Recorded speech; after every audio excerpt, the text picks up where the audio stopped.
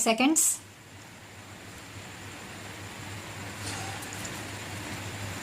I hope you will help us by analyzing these concepts so that we may not be led away by the slogans of politicians and statesmen.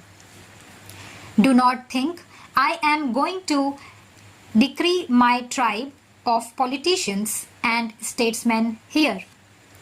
They have much virtue in them, and I am not going to say that jurists and lawyers are always very successful in dealing with public affairs, although they may be successful in dealing with matters in courts or in giving opinions.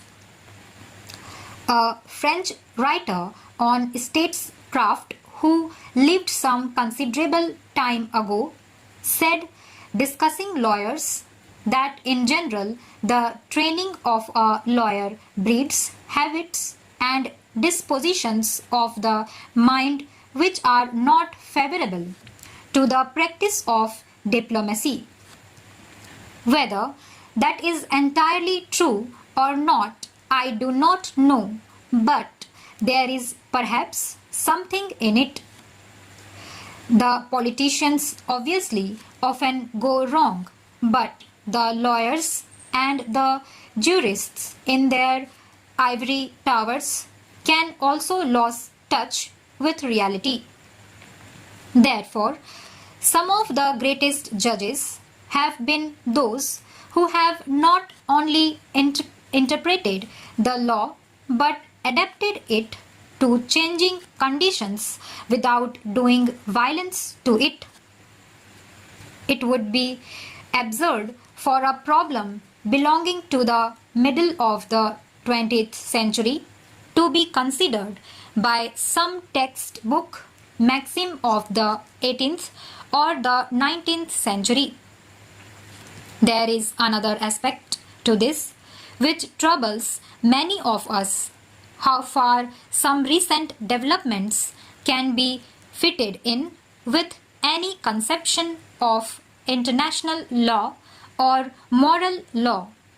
Those developments which threaten the very existence of the human race, not only by mass killing, but by poisoning the atmosphere so that it has terrible genetic consequences, are not justifiable by any conception of international law or moral law.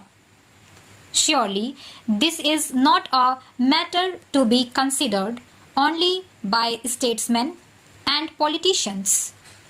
I do not know if jurists consider the moral law, but I suppose that have it in mind even in considering the letter of the law. It may be desirable for them to consider whether and how far these preparations for nuclear warfare or the test explosions are in keeping with any conception of international or moral law.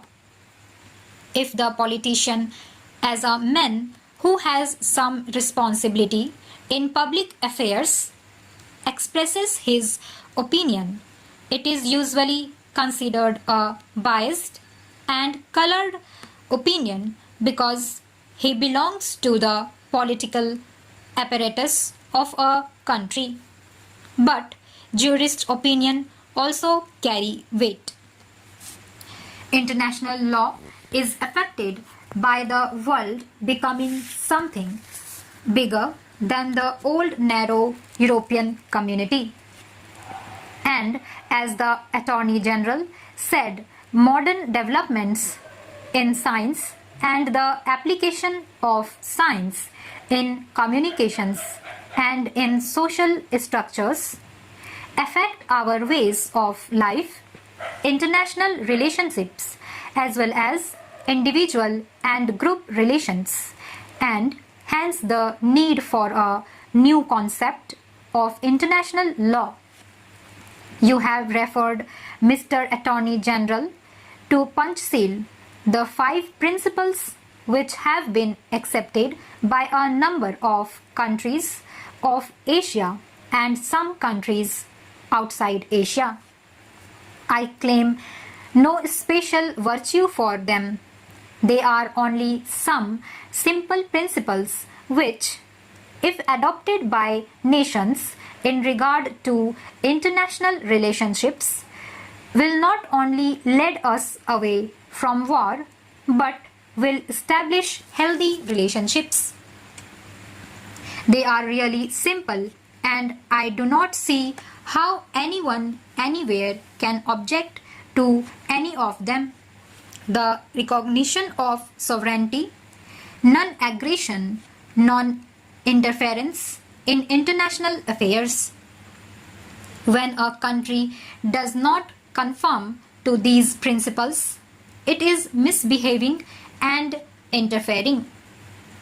It is not acting according to the real basis of international law, which consists of non-aggression, non-interference, recognition of sovereignty, mutual respect, all these leading up to peaceful coexistence. Peaceful coexistence means coexistence of countries which differ in their policies. There is no point in saying that 2 persons or 2 countries who agree should exist peacefully. They do. There is no point in my saying that I should be tolerant towards my neighbor if he and I have no reason to differ. The question of my tolerating my neighbor and his tolerating me arises only when we differ. The question of peaceful coexistence, therefore, comes in only when countries differ in their policies, provided always that they do not interfere with each other, either internally or externally. If they do, then that is a breach. Therefore, I submit that these 5 principles, which are sometimes called punch seal, are a healthy basis for international relations, and I would further say in all humility that there is no other basis unless you accept the basis which leads to conflict, which of course is not our objective. Surely, international law should not encourage any attempt to compel or coerce a country to do something against its will, or to fall in line with something that will bring conflicts. There is great variety in this world. Are we going to produce uniformity through some measures of force, military or economic?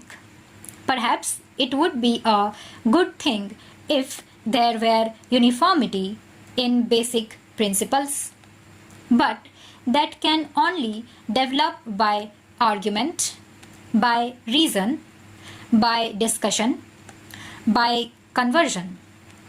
If uniformity should come about through force, that is not desired. Stop.